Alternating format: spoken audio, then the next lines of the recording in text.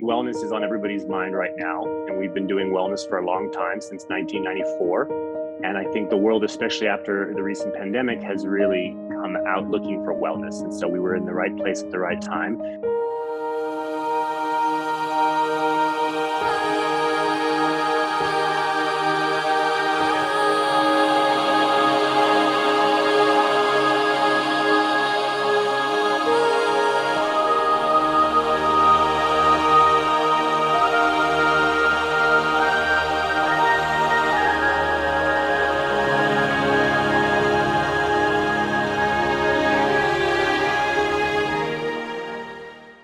Good morning, this is Terry Cumes. I'm here at Wilka T'ilka Wellness Resort in the Sacred Valley of Peru, talking to Renae for her podcast. Sure. Now, this year, your retreat, which I believe was started by your mum, has been included as one of the top 9 health retreats in the world by CNN. Now, have you been surprised by this accolade that has everybody talking about you? Well, thank you. Yeah, we are surprised, but not terribly surprised, because I think wellness is on everybody's mind right now. And we've been doing wellness for a long time, since 1994. And I think the world, especially after the recent pandemic, has really come out looking for wellness. And so we were in the right place at the right time. We've also done a lot of work the last 2.5 years when most hotels were closed. So I think we're the only hotel that remained open during the entire pandemic in the Sacred Valley. And so that gave us a lot of chance to work on our wellness programs, to do outreach, to talk to people like yourself who are really interested in the wellness and hospitality space. And so we got the word out there, and we had a lot of time to do that. So it was actually a nice period of time for us, despite all the challenges. Fantastic. And look, I have not yet been to your retreat, but I have been to the area. Talk us through where you're located and what people see when they arrive.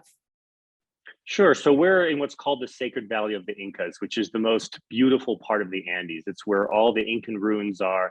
It's where the Incan Empire basically grew all of its crops. So along the Sacred Valley, there are Incan ruins, there are markets, there are beautiful hikes, Inca trails. And if you keep going down the river, you eventually get to Machu Picchu, which of course is a World Heritage Site. So most tourists and travelers will come to Cusco, which is the Andean capital and was the capital of the Incan Empire. And then we'll drive about an hour and a half into the Sacred Valley and pass Wilka T'ilka. And that's on the route to Machu Picchu. So most tourists will come through here on their way to Machu Picchu. So we're very well located for that. I've driven past it. You probably have, yeah. If you've driven through the Sacred Valley, you have very likely driven past Wilka T'ilka. I was on the train though. But having said that, Cusco is a magical place. The spiritual energy there is palpable. Yes, Cusco is the heart of the Incan Empire. And so what the Incas did is they built their most sacred temples and their most sacred sites here. And Machu Picchu is arguably the most sacred of all of them. But along the road and the train line, you will see many, many Incan ruins. And so a lot of people come here to feel the spiritual energy of the Andes, to connect with the Quechua people, which is what Wilka T'ilka originally was founded for. And that means learning about their traditions and their cosmology, which is very much focused around nature, Pachamama or Mother Earth, the Andean mountains or Apus. And so there's a whole beautiful cosmology that surrounds the Sacred Valley. And so most people, if they're lucky, are able to experience that when they come here. And tell me, what made your mum actually seek that out and create this place initially for people to come and understand the history of the place and the people there? Yeah, so my mother is Carole Cumes, and she came here in the 80s, and she was running her own mystical journeys to Peru and the Andes. At that time, there were very few Americans coming here because of terrorist threats and State Department warnings, but there were Europeans and South Africans and probably Australians coming here. And so she got very involved in the culture and started to write a book called Pachamama's Children, Mother Earth of the Andes and Her Children in Peru.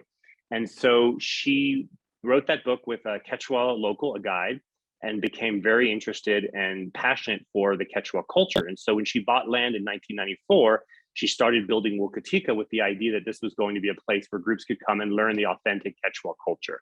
And what appealed to her mainly was their gentle nature and their connection with nature and spirit. So although there has been influences from Catholicism and other religions, the Quechua today still practice their religion in many ways the same ways the Inca did 500 years ago, which means that they do offerings to Mother Earth.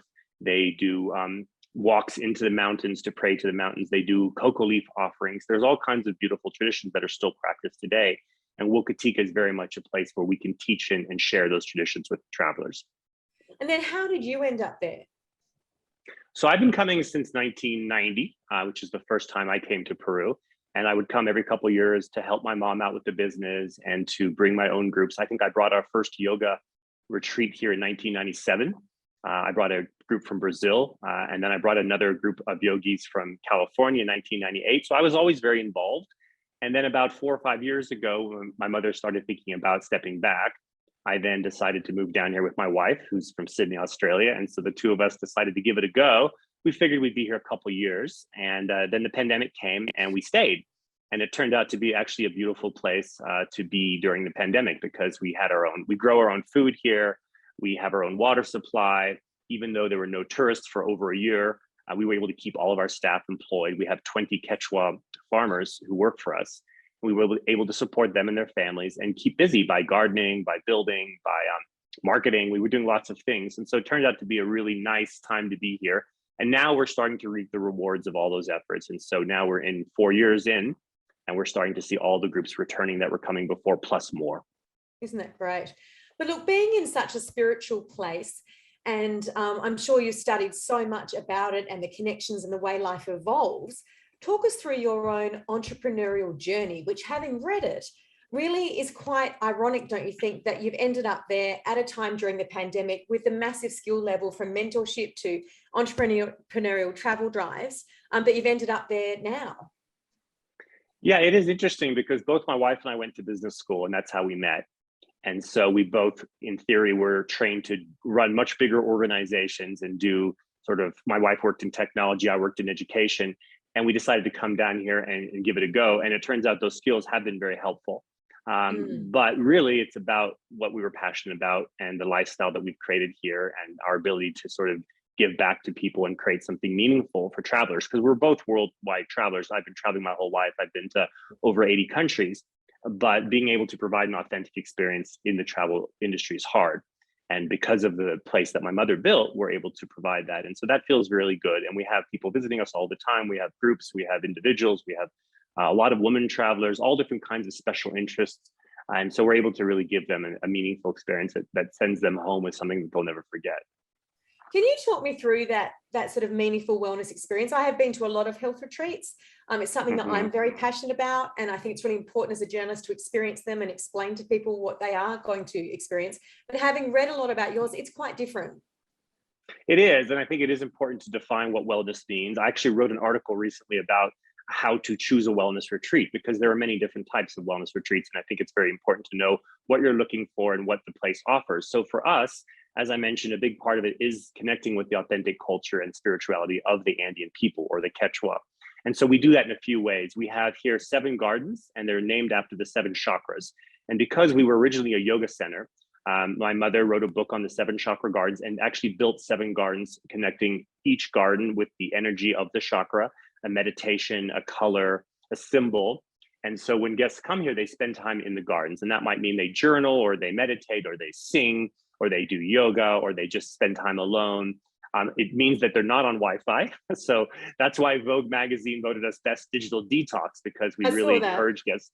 Yeah, and it's a problem because some people really have a tough time letting go of their devices. And so we do have a Wi-Fi area, but generally we encourage people to come here and disconnect. So that's one big difference, because some people don't want to disconnect. And so it's important to be honest about that. And then we are a vegetarian hotel. So everything is as much as we can grow is organic from our own gardens. Everything is vegetarian. And so the food is very healthy, very nutritious, and very tasty.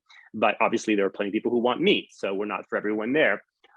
We do specific Andean ceremonies every day. And so most people who come to Peru are interested in learning about the Andean culture. So we were doing that back in the 80s and 90s, but now it's more common that you can find an offering to Pachamama, or you can find a fire ceremony.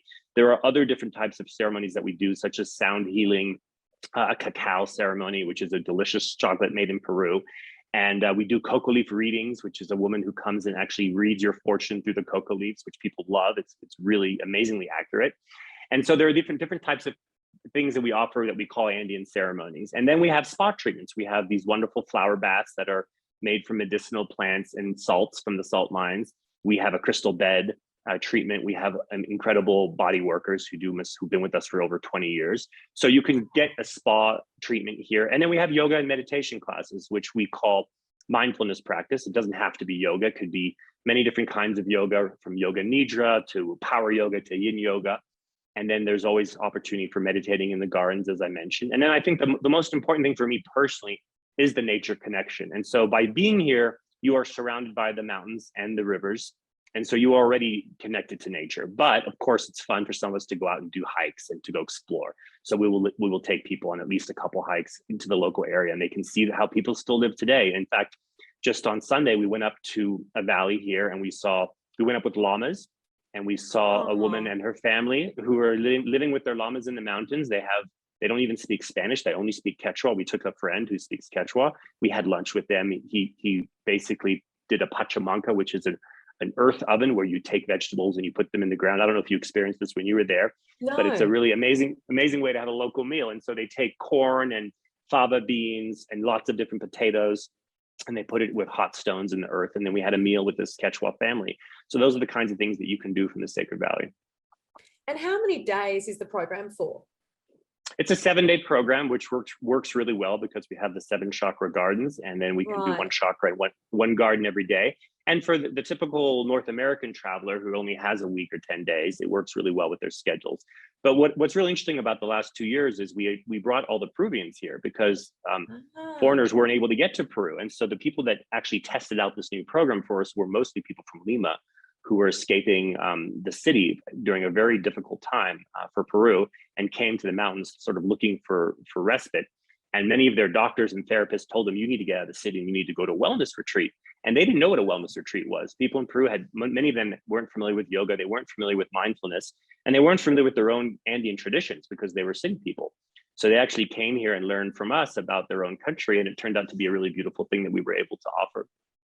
Oh, isn't that wonderful? And I know that you're very clear on the fact that you're not competing with the luxury wellness retreats, but I have to say that what you're offering is an authentic, real luxury experience in many ways, don't you think?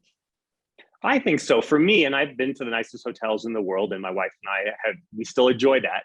But for us, we enjoy this kind of experience because you are being taken very well care of, but you're being taken care of by family. We have a family, as I mentioned, of 20 Quechua. They are all related. They've been working with us for 25 years. So when you come here, if you don't feel well, someone who knows your name makes you a soup or a tea for you and comes to your room and checks on you. And if you want to go somewhere, it's not like going to a luxury concierge service. You sit and talk to somebody about what you want to do today and what yoga class you want to take. And so it's a very personal experience. It's a very intimate, very familiar, but it's not the kind of place where you snap your fingers and room service comes to your room. You know, here we will custom make, we will home cook meals for you. So we don't have a bar. We do actually have a bar because the Australians came here with my wife 10 years ago, and they said, we can live without meat, but we cannot live without wine. So thanks to the Aussies, we now have a good selection of wine, which I do think is important. I think it's important too. And it must be difficult. I know I had a lot of challenges when I came to the area with the altitude. So the family environment you're talking about is something you really need if you get that altitude sickness, which I get. Absolutely. I get it too. And we talk about that the first night with every group. We have a little chat about altitude and getting rest and hydration and being careful of the elements, the sun, the wind, the rain. And I'm drinking a lot of mate, which is an herbal tea. So we make people special mate that has coca leaf or muña and herbs that help them acclimate. And then being in the valley, you're only at 9,000 feet, which is 2,800 meters. So you're not that high compared to Cusco or some of the higher trekking destinations. So most people are actually able to acclimate well here for a few days, and then they can go on if they want to trek or if they want to spend time in Cusco, which is actually a couple thousand feet higher. So it's a really good place to land. And that's why a lot of people now come to the Sacred Valley first before they do their trekking, because they can acclimate at a lower elevation. Yeah, and then they go up. Yeah. And talk to me about the mysteries of the Sacred Valleys, because I know there'd be people watching who'd be like, oh, I'm not going there. It's all too scary, you know, the things that have gone on there. How do you feel about that? And what's your relationship with the past there? I guess it depends on what we mean when we say mysteries. I mean, it's certainly a spiritually charged place. So if you go to an Inca room, you'll go into a cave and you'll hear all kinds of stories about what this cave was. Some will tell you it's an energy portal to another world. Some will say it's a place where Incans did, you know, sacrifices, and no one really knows. And so the best guides will be honest and they'll give you some theories that they've heard. The Incans didn't really have written records. So I was about to ask there isn't you, a lot. what were there? Yeah, there isn't a lot of knowledge. And so you'll get amazing stories. And I think the more fantastical they are, the more the guides get tipped. So sometimes you'll hear crazy stories, which I love because I think it's really interesting. But really, it's up to individual lore, and a lot of the traditions in the Quechua families are passed down orally. So Yeah. you'll hear different things, but I don't think there's anything really scary here. I mean, the people here are so gentle, and the land feels gentle. Although the mountains are dramatic and stark, and the weather can change rapidly, it feels very safe to me. I mean, especially compared to a city or another place. So I don't think there's anything scary here, but there are mysteries, and there are stories, and I think that's what partly brings people here. But even Machu Picchu, I mean, having been up there, there's various stories about what happened there, why the people left, why they left it, with so much going on. What's your theory? I mean, you're living there. You really have, some insights that most people don't. Yeah, I do. And I read a few books, of course, and I've been to Machu Picchu a couple dozen times, but I hear different stories every time. So I try to keep an open mind. I think when you read a little bit about the colonization of the Spanish and how they conquered the Incas, it's tragic and sad and devastating. So you can't help feel the sensitivity for the conquest. And the people here, have integrated their religion with Catholicism, and they don't seem to have any rancor towards the Spanish, like in many places around the world where there's a tragic history. And so I don't feel that too heavily. I think Machu Picchu is still a mystery. People don't know exactly why the Incans left. It wasn't discovered by the Spanish that they know. So they know that this was a place that was probably a summer retreat for Incan royalty. It's certainly spectacular. But the original theories that Hiram Bingham had when he came here have been disproven. And so there's still people trying to figure out, where was the lost city of Incas? Was it another place, or was it Machu Picchu? And what exactly drove the Incans to leave? And it's not really clear. And I think it's fun to kind of guess and speculate. So I would suggest people go to Machu Picchu, get a really good guide, read a few books, and ask a lot of questions. And you might find interesting stories. You might find people just don't know. But avoid the sort of the humdrum Lonely Planet summary, because I think there's a lot more there that requires exploration. And I also would recommend people go now, because it's not going to be there forever, right? It's getting so damaged by just so many people going that they now limit the people that can go up. And they do. There will come a time when you probably can't go there anymore. Well, I hope not. I think it's so important for the Peruvian country, for their heritage and for their economy, to be honest, that they will do everything they can to keep people coming there, which may actually jeopardize some of the structure of the ruins and the contamination of the area. But they've done a pretty good job limiting people, as you say, and controlling things, which makes it sometimes less exciting, because now you can't stay as long as you used to. You can't do all the hikes that you used to do, but you can still do some amazing hikes. And so you just have to book earlier, and ideally go, I encourage people to go during low season or shoulder season when it's not as crowded, because there'll still be a couple thousand people. At some point, there were maybe 5,000 people a day. Now it's down to a couple thousand, which is better. But it's more structured and more organized than it used to be. And that's probably a good thing for the country, because otherwise it was not sustainable. But even to get your Instagram photos, I know that's not very wellness oriented, but it's important for Peru, and it's important for oneself to have that picture on the top with the background, right? Yeah. Yeah, and they have clamped down on that for different reasons. But now, I bring yoga groups. And so now if you want to do a yoga pose, a guide will come up and tell you, please put your camera away. Don't do a yoga pose here, which is sort of funny because it's only promoting Machu Picchu, right? Yeah. But I think they probably had some bad experiences with people falling off rocks and things. And so they've clamped down on that. But you can still get amazing photos, and it's still one of the best places in the world for a photographer to go. 100%.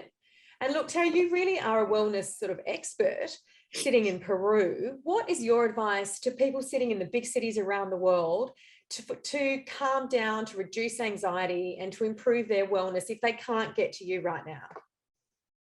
Yeah, there are many places to go and connect with nature, and you don't need to fly across the world or go to the Andes. But we used to do a lot of this work.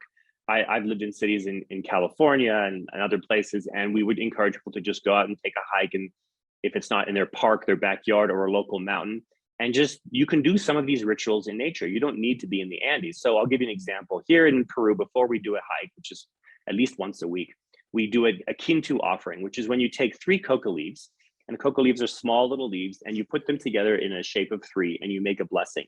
And you can do the blessing however you want, to whatever you want. We typically will do a blessing to Pachamama, Mother Earth, or to the mountains, and just ask for permission to be in their splendor, because we're walking into what can often be a kind of a scary mountain range, that goes up to 5,000, 6,000 meters. So you want to be respectful and be humble and say, thank you. I'm going into a mountain that is sacred to these people. I am going in humbly and asking for permission, and I'm asking for protection because the weather can change. I could slip and hurt my ankle, and I want to be safe. And so this is the custom that the locals do that we have adopted and we have shared with people. And I think it's a beautiful ritual that you can do anywhere in the world. So I was married in Australia. And as I'm sure you know, in Australia, you can't bring any type of leaves or plants into the country. No. And so my mother wanted to do a Kintu offering at our wedding. And so what she said, well, I'm going to get eucalyptus leaves. And I'm going to do a Kintu blessing with 3 eucalyptus leaves. And so instead of trying to smuggle in cocoa leaves into Australia, which would have been a very bad idea, including the US as well, I don't recommend people take cocoa leaves anywhere outside of Peru. She brought eucalyptus leaves locally, and we had everybody at the wedding do a Kintu blessing. So this is something you can do in nature anywhere, on a hike, on a walk, showing gratitude, showing connection with Mother Earth. It doesn't have to be in the Andes. And so I would encourage people who feel like they need to disconnect and get out of the cities and let go of their devices to find a ritual like this one and go into nature, and they will feel the connection. They don't have to fly across the world. Oh, look, sounds beautiful. And you're a yogi. How often do you do yoga, and how often do you recommend people look to yoga for stress relief? You know, I try to do yoga every morning, but I don't force myself to do it for more than a few minutes. So what I've realized, and this has been a practice I've had since I was 15, is just do one pose. That's my advice. Do one pose, stop and breathe, connect with your body, center yourself, and do one pose. And maybe that's 1 or 2 minutes, maybe it's 5 or 10.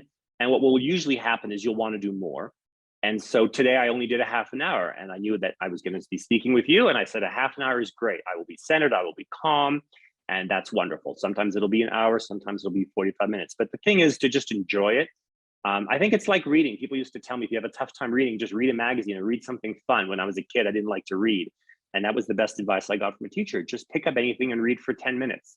It doesn't matter what you read. Don't put pressure on yourself that you have to do a yoga sequence or you have to do it this way. Just find a pose and enjoy it. And it can just be standing in mountain pose, which is standing with your hands in prayer and breathing and feeling your feet connecting to the earth, which we do a lot of here. And that can be very centering, and it only takes a few minutes. Yeah, so going back to basics is really what you're saying, and taking the pressure off. Yeah, and I think yoga is helpful because it doesn't have the pressure of meditation, which some people feel is really intimidating because they feel like they have to clear their mind. And of course, there are many types of meditation, and most of them don't require you to completely clear your mind. They just require you to be mindful and present and to breathe. And so yoga doesn't have the pressure of, oh, I need to not be thinking about anything, because that really is intimidating for people because they can't turn their minds off. And most of us can't turn our minds off, and we have monkey mind, and yoga will help with that. Walking in nature will help with that. You know, just listening to music sometimes can help with that. There's a lot of things that you can do to just calm yourself, and that don't require you to, you know, take medications or, you know, do things that require a physician or clinician to help you. You can do them on your own, and you can self-soothe in a very helpful way. And I think these days, with what's happening in the world and with all the craziness and the technology, everybody needs to have some kind of a wellness practice, whatever it is. Yeah, no, I agree. And look, you were born in South Africa, went to university in California, you've married an Australian, and you're living in Peru. Where do you call home? Is Peru home for you now? We both, my wife and I, are Peruvian residents. My wife is a US resident and Aussie citizen. I could be a dual South African and American citizen, but I've grown up mostly in California. So I still call San Francisco, California home, but Peru very much feels like a second home to me. And we spend a month a year in Sydney, Australia for Christmas. And then we were just in South Africa last month visiting my family as well. So it gets hard to keep touch with all your family, but hopefully people come visit. And so when you live in a place like Peru, you get a lot of visitors. And this week alone, we've had 2 friends come visit. So it's nice that people want to come here and see us.